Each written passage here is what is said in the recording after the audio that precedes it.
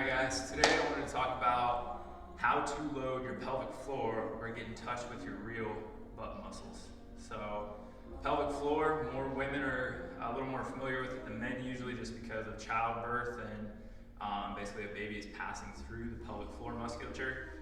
Just think of it as a big old bowl of muscles, but those muscles are what we use to compress our diaphragm against, or the pressure of the air in our abdomen, to create some intrinsic stability.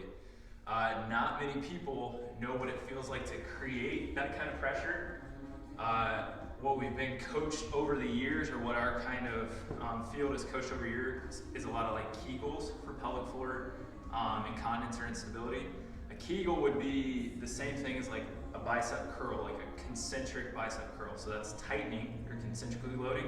And eccentric load of your pelvic floor is going to be felt at like the bottom of a deep squat or in the drill I'm going to show you. So a good way to start getting in touch with your pelvic floor is kind of get in like a pseudo squat position. And the bigger ball you start on, the easier it's going to be, because you're not going to be in as deep of a squat yet. And once you get into this position, all I want you to do is try to keep your spine tall and try to just compress that ball a little bit. So if you can see that, you can actually add weight.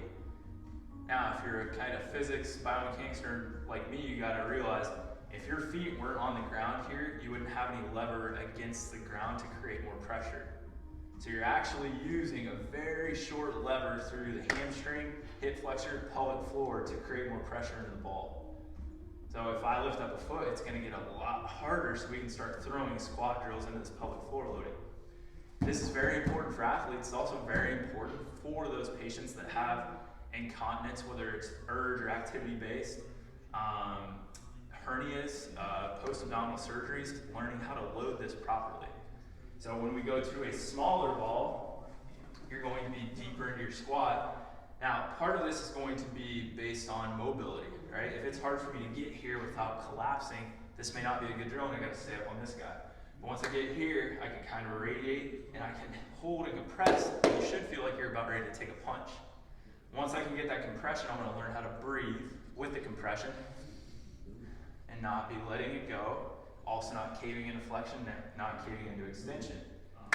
Now, I like to graduate this drill to the next step. Would be compress, big breath in, hard exhale, and now we start reverse patterning that squat.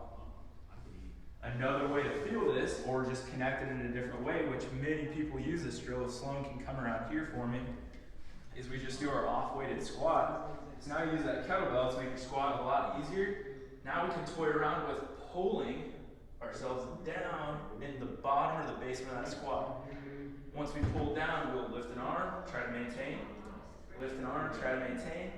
Now we really test it. We pull down, we try to lift both, and we come up tall.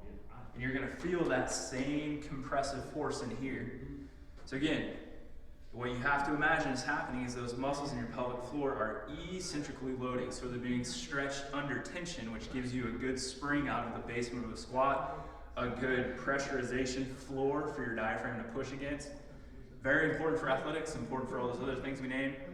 I'm going to be putting up the meds drill, which just talks about the exercise, not all this other info. If you guys have any questions, put a comment on the video below.